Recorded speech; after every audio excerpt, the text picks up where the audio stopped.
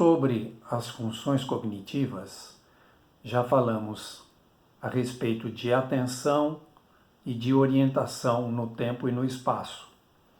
Então, a atenção é como uma espécie de porta para as funções cognitivas, ou é como um foco de luz que clareia o caminho para as funções cognitivas.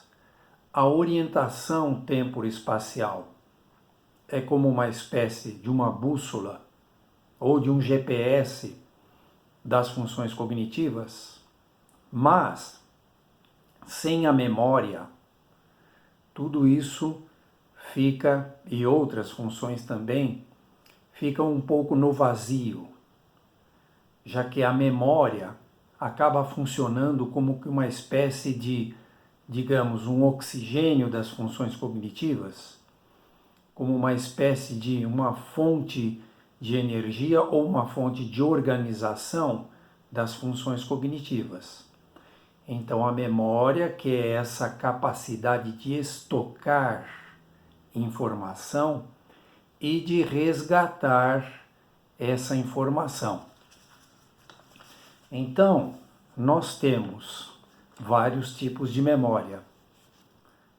A memória de curto prazo ou memória anterógrada é a memória relacionada com aquelas coisas corriqueiras ou do cotidiano que são memorizadas apenas por um tempo curto, próximo, alguma coisa que está sendo guardada agora proximamente, está acontecendo agora, aconteceu há pouco tempo, e está sendo lembrado, mas não necessariamente vai ficar na memória de longo prazo. Pode ser que fique. A memória de longo prazo ou a memória retrógrada é a memória que está relacionada com aqueles fatos, aqueles acontecimentos que já, ou dados ou informações, que já foram estocados na mente há muito tempo, há um tempo razoável, não é um tempo curto, recente. E, de alguma forma, ainda são resgatados.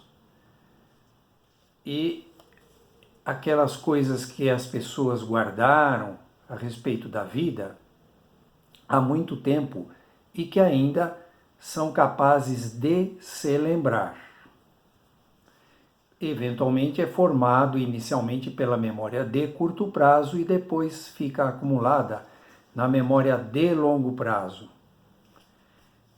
Além desta memória básica, digamos assim, neurológica, psicológica, nós temos também outros tipos de memória que dizem respeito ao que ficou, de certa forma, arquivado, guardado, também como informação, também biológica.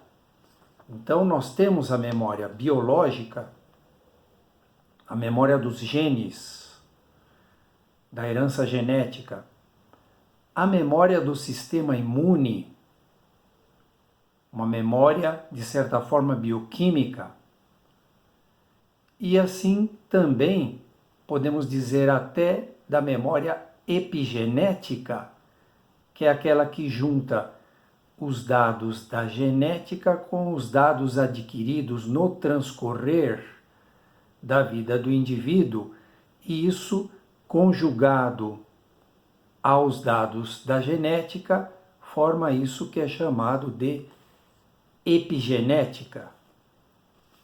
Além disso, nós podemos ter também a memória coletiva ou memória cultural.